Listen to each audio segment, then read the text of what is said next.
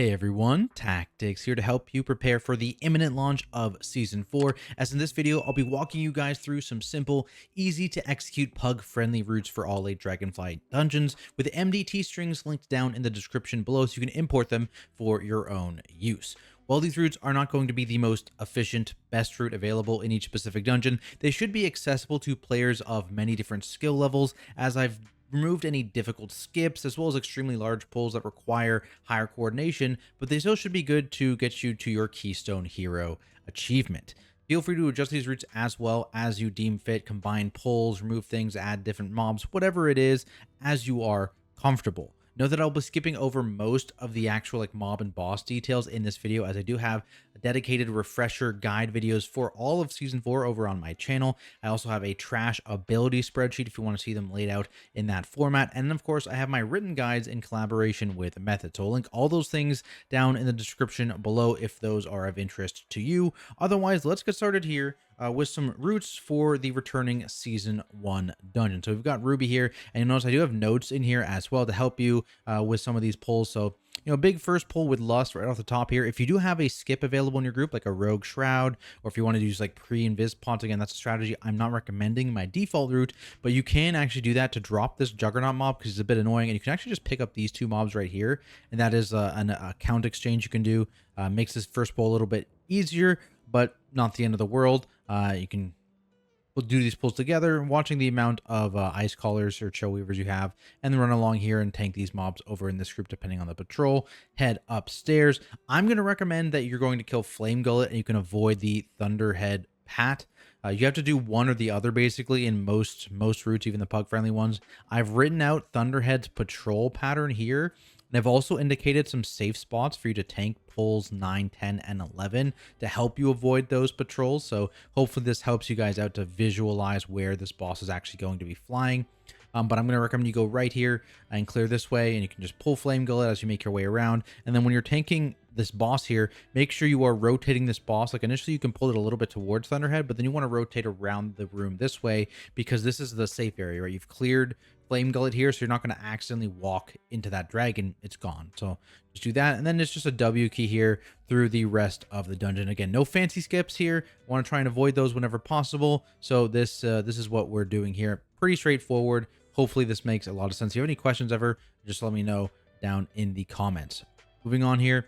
Nokhud Offensive. Okay, this is split up into the 4 main areas here. So heading over to the first area, which I recommend you going to Granith. You can pull all these packs. If you're fast here, you can pull this first pull in front where it is right now, basically on MDT. If you're slow at dragon riding, you have to pull it like over here where the number 2 is. So be aware of that. There's also these spikes near pull 2, 4, and 3 here, or not 3, sorry, 2, 4, and 5. 2, 4, and 5, and basically, especially with regular flying now available. Before you had to use an evoker to rescue someone onto those pillars, but now you can actually just have a ranged player use their regular flying mount and land on top of the pillar, and as long as they're in combat with the pack, War Spears actually will not use their charge ability. Interesting little tech there. Obviously you don't need to do that for pug groups. A lot of the times will be fine, but it is a neat little tech. If you're a ranged DPS player, you can just do that and make this group significantly easier, or make this whole room, sorry, significantly easier for your group. I am going to recommend after this you go towards the Tempest, where it is. There it is. Pulling the mobs up here. I always like starting on the hill because you can just jump down, do this pack, and run around. It's makes a lot of sense. I do recommend you pull a Kodo just because a lot of high routes aren't going to pull this mob because it is kind of dangerous if you like miss a kick or something. But you're going to have to otherwise make your pugs make sure that they never touch this mob that patrols around them in the circle, which is probably riskier than pulling it, in my opinion. So I do pull it here, but yeah, this is a mob in a pack that you're going to see skipped in most high-end keys, so just be aware of that. Moving over to the actual Tyr and Maruk area, something that's changed here is the Beast Collar ads are just like absolutely banned. They put this super nasty tank buster, a 20% fizz damage for 20 seconds now on your tank. Can't be stopped or anything like that, right? Because it's a lieutenant mob. So it's just, you want to avoid literally every single one of them. So that's what I've done here, but I've still gotten count. Some of these pulls can be combined, right? Like you could totally drag like 16 and 17 together potentially, or even maybe if you really wanted to, like 17 up to 18, that kind of thing, 20 into 19. But just combine pulls as you deem fit here. I've separated them all out just for simplicity here. And you can, I put a note here, after you've killed the final soul harvester, you can have like your healer run away from the pack just to trigger the RP early to buy you some time. And then we have the final area, which I am recommending you kill the last 2 mini bosses. There is again a skip available here where you can use someone with an invis or combat drop. They can pull these mobs, and then you can pull the boss, and then they can combat drop and they'll reset. These guys aren't very scary though. The one thing I really want to emphasize, you can actually just stack these mobs up and keep them in one spot forever. The vehement charge ability targets the closest player. So if melee stand at max melee range and the tank just stands like right in front of the boss basically, and you tank these up against a wall, this mob will always target the tank with a charge, and then the frontal already always targets the tank, and this isn't even scary. So the tank can just sit there standing against a wall, have every frontal pointed towards them, and they tank it, and have every charge on them, and they tank that as well, and they don't get knocked anywhere because they're against a wall. Makes this pull just way less chaotic. So something you can do there as well. And then of course you have the last boss. Again, fairly straightforward. In terms of flying, the spot you want to go to, I believe is, let me just zoom out a little bit here. You'll basically fly straight here across, and you'll land like right next to this, it's like here actually. It's right over here. There's a spot, pretty common spot. You can see it in my Nokhud video probably. So be aware of that. There's a nice spot. You can just go basically straight from Tyr and Maruk instead of going through the whole front entrance and walking through all that area. You can basically just boom, skip to like up here-ish is kind of where it is. So keep that in mind. And let's move on here to Azure Vault. Big pull off the top here again, kind of getting lust value. And again, you can kind of combine things as you deem fit. Some people maybe adding this to the first pull. Some people maybe just add this pull to that. Whatever it is, just make sure you're facing these Furies away. And tanks, you can kind of pull this if you really wanted to towards like one of the sides or the edges here and use this to LOS. But with Lust and CDs and your own CCs, it shouldn't be too dangerous for you. Moving through here, pulling all the stuff, avoiding these whelps, and then jumping down the balcony. Fairly straightforward, standard stuff. Just pull as many of these tenders at a time that you have kicks and are comfortable with. Moving down, I am going to say trigger these guys again. And the reason for that are these outcroppings. You can kind of see them here. So basically, whenever you're scared, you just always pull this pack towards the wall here. And then whenever you're scared, you can just step behind an outcropping, dodge the attack entirely because you're LOS, and you can pull them down to the next outcropping and then repeat that as many times as you want. And again, sprinkle in your own CCs to stop the actual frontal cast as a tank player, and hopefully your group does as well. And that actually makes this relatively easy as a tank to get through. Also because after this long walk, usually DPS have some kind of damage available. Then I am going to recommend you just do one pull on this upper ring here. And I put a note here, basically you can jump down with many different abilities. So if you have a priest, you've got levitates, if you have a mage, you have slow fall. If you have any other leaps or immunes or fall damage reduction, you can use those. Those are enough. Or if you have none of those things, there's a parasol toy from, I think, Shadowlands is the easiest one to get. You can just go quickly get that. I think there was even one on the trading post potentially. So there's a lot of these parasol toys that will reduce your fall speed as well. So any of those things can actually let you jump off from like where this thing is down to the balcony right here. That's what you want to do. You can jump down to skip having to do all these mobs because the book to teleport you down doesn't spawn until you kill these 3 curators. So you can skip doing that, and this book still exists. So you can then go back, do this one pull here, and then head back into Azure Blade's room and pull things. These are big pulls, but basically what you're just doing is kind of dragging around this lieutenant as you see fit. And I think that's basically what this is. Yeah, just pull as big as you're comfortable with as a tank, because there's a lot of icy cutters and rune seal keepers, sorry, that will use condensed frost on you. So just be aware of that. Tanks kind of dictate how big you pull in this room. Then you move downstairs here, and the thing that dictates your pull size are the Draconiid breakers here. You really only want one of these in a pull at a time. So you can see here, I pull everything up to the next breaker, pull basically everything up to the next breaker, and then one more time. This pull you really want to skip. And so how you can skip this, I put a note here again, you can have your tank pull the mobs over to this corner right here, and then have everyone else just run around the side here and click on the book without getting in combat, right? That's your goal. Don't get in combat, so do it quick. Make sure your take walks in first, gets aggro, so you don't get, proximity aggro. You go in, you get across, and then if you have a Demon Hunter tank, they can like leap, meld, and do all that kind of stuff. If you don't have a Night Elf tank, you can actually just die on this platform and have your healer mass res you from over here. That is perfectly fine, because pulling 2 of these breakers, like I said, you're avoiding that in this room. This pull sucks, especially it's just 2 mobs. You want to avoid this whenever possible, and this is a no invis, no anything required. It just needs your healer to actually get across. As long as your healer gets across, everyone else can die, right? It doesn't really matter as long as your healer makes it over, because they can just mass res and get everyone. So hopefully not too hard to execute. I think that one's pretty straightforward. And I've, again, put the note here so you can actually read it out if you forget, and then it's just back-to-back bosses there at the end. Then Algeth'ar Academy here. I'm going to recommend going to the Overgrown Ancient first, everyone's favorite Giga pull off the top here. Some people will separate like the Skitterflies initially, so you won't pull like 1 pack of Skitterflies, but you ideally want to pull as many of the 3 big lashers, because that's what boss RP is tied behind, so you want to do those guys. But if you want to wait, you can delay these 3 Skitterflies, because they can be a little dangerous and annoying. Then you're just moving over. You got the Sentry platform, just the eagle stuff. I think potentially you may be able to still jump across and tag eagles early. Not 100% sure. I know that was like tried to be fixed and not fixed and then sometimes fixed, so who knows. But otherwise, just defeat the waves 1 by 1, then head back out towards Veximus. You don't need a ton of these foragers. They can actually get quite scary if you pull like 6+ foragers at a time. Because the random damage and they pick the same target, it's rough. So I've tried to avoid that, and this pull only has 2. I think this pull has 6, but there's nothing else besides them. So you can use things like AoE stuns off the top early to get rid of them, and they die relatively quickly.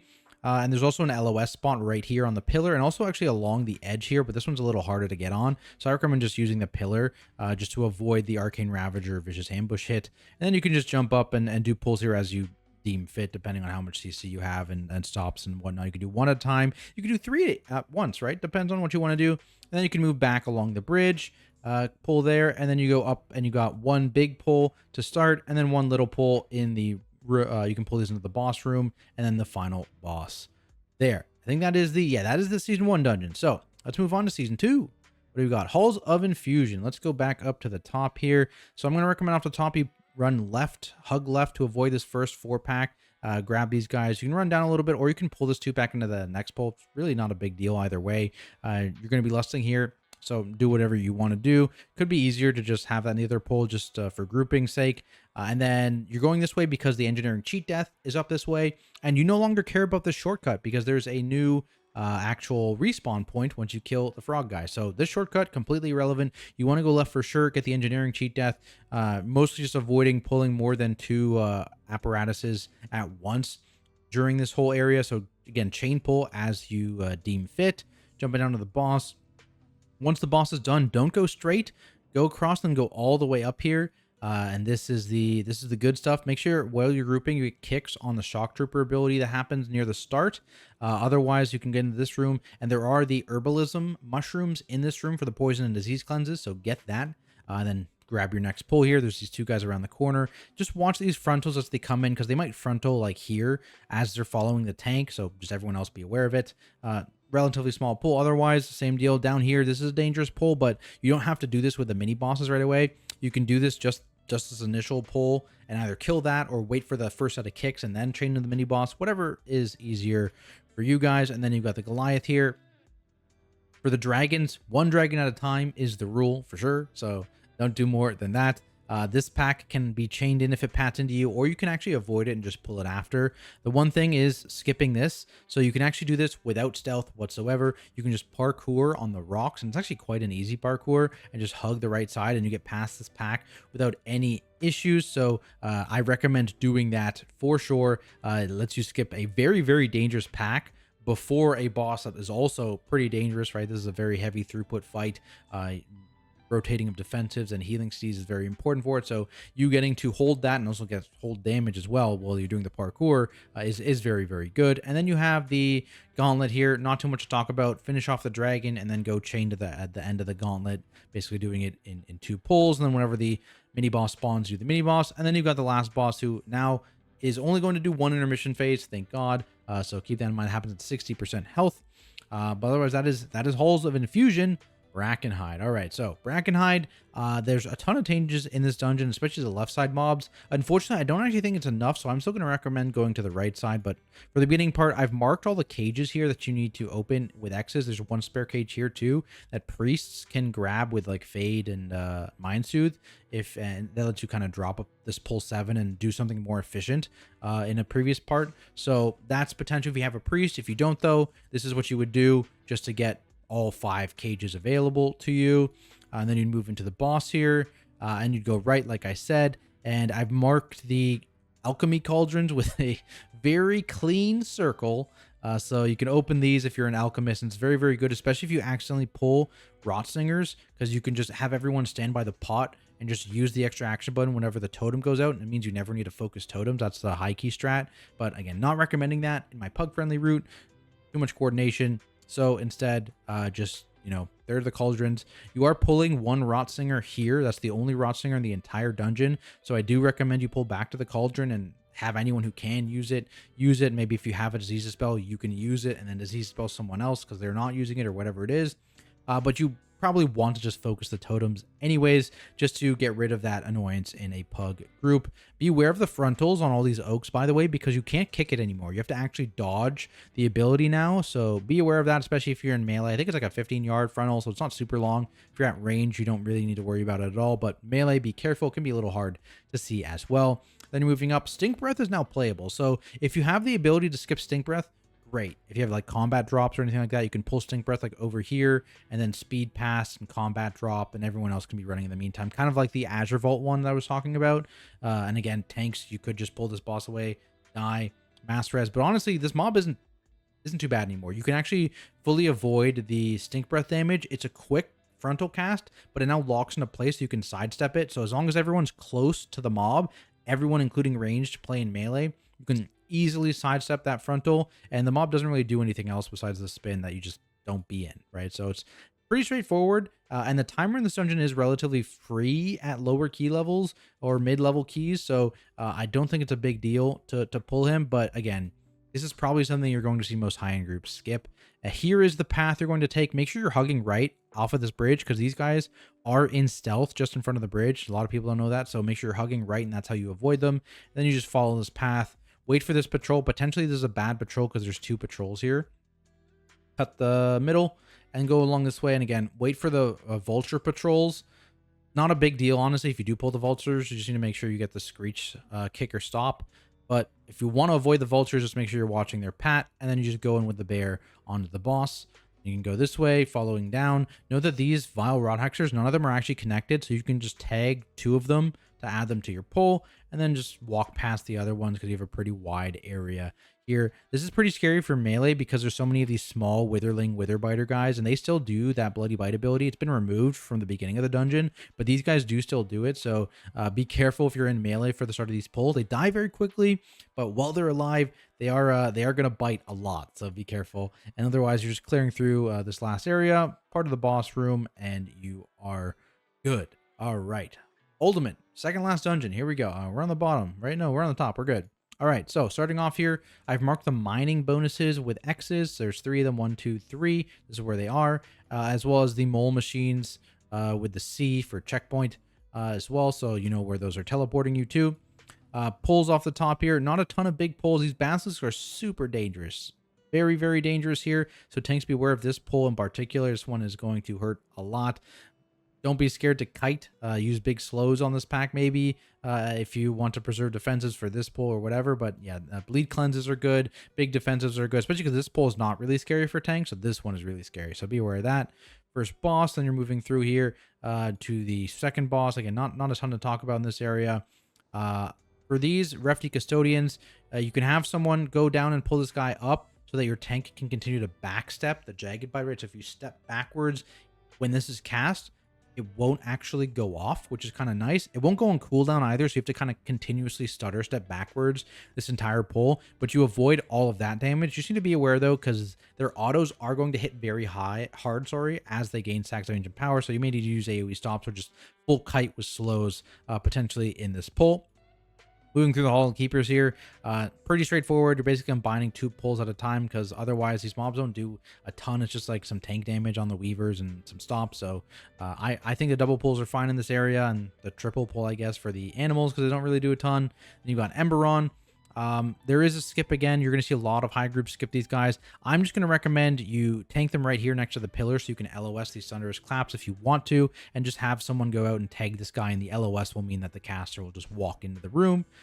Same deal here. There's an LOS spot here you can tank them in, LOS spot up here you can tank in, and then LOS spot like here you can tank as well. I've marked a lot of them so you know for all of these Ebonstone Golems, because the Thunderous Clap does hit quite hard, so LOS them there. And then also for these corners here and here for the Infinite Time Reverse to LOS the Stolen Time debuff as well. Then you're just at the last boss, I guess, the skip here. So there is a lot of ways to get up here. You can basically, again, parkour up the side here and get around. Obviously, things like Mindsu, the Invis, Lockgate. There's a Lockgate as well. Make that a little easier. But you can just jump up here, which is really, really nice. You don't need to pull this double Time Reaver pull because that is quite annoying. Not as bad as the double pull in Azure Vault if you pull those guys, but still very, very annoying for sure. Now, Neltharus, our last dungeon here. Again, I've marked locations of things. I think everything is next in this dungeon for some reason. So, oh no, these are chains. There we go. X's are chains. Here's the cooking thing. There's the blacksmithing thing upstairs on the boss. Chains have received a significant nerf, so be aware of that. These things are nowhere near as powerful as they were in Season 2. So, not super, super important to use anymore, but they are marked there. They are one-time use basically, and they're like a 5-second stun and 50% damage amp, so very low power relative to what they were, but still probably worth using. Just make sure you're alternating who's using them. In Magma Tusk room, not a ton. You're it's a straight shot all the way up fighting Magma Tusk. You can lust this pull. If you're really scared of Magma Tusk, you can lust Magma Tusk, but I recommend just lusting this first pull. You jump down, go across. Watch the number of hunters and pulls here. I think I've tried to keep it to 2. Because these guys, the random target dot from Bold Ambush, very scary. This guy also always starts up here when you first get to this half of the dungeon. That's just where he is. So try and make sure you tag him quickly so you can get him initially in the pull. And you can just drag this mini boss from pull to pull, and just, you know, anytime you're using a chain to chain the pull, you can chain him as well, because he doesn't really do a ton, right? Just dispel the tank. That's really it. So you can chain him kind of throughout this room and never really focus him. Always focus the hunters. They're much more important. And then get to Chargath. Same deal here. Do a pull limited by hunters because, again, chains are not OP anymore. You can unlock the cooking speed boost. Pull here. Head up the stairs. Make your way here. Watch the lava flares as well. Making your way in. I do have the mini boss pulled in this, but I'm going to recommend you pull them after the boss. Just get to the boss initially because you can get your lust. I think it's a better lust if you lust on Forge Master. So you can hug around the wall here again with a note, and avoid this mini boss and just pull it on your way back. Standard pulling. Jumping down here to avoid the monstrosity. It patrols around in this area. So you notice I also didn't clear the other half of this ring. So basically you just all play in this kind of, it's like a third, I guess, of the boss arena. And that's more than enough space, especially if as a tank, you're always dropping puddles in the same spot. And then just run around when the patrol is decent after you've defeated the boss. Again, if you're a blacksmith, you can pick up the shield here for a little damage thing. Make your way back down. You got a couple pulls. And then again, another skip that doesn't need invis whatsoever, where you can just straight shoot it. There's like 2 bags on the gold pile here. If you just aim at the 2 bags, like right between them, you can skip without using any sort of invis and get to the final boss. But there we have it, guys. 8 simple PUG-friendly routes to help you get started in Season 4. Hopefully you found this video useful, and if you did, be sure to subscribe for more PvE content and guides all the way through the War Within. As always, I need to shout out all of my Patreon supporters for making this content possible, and I'll see everyone in the next video.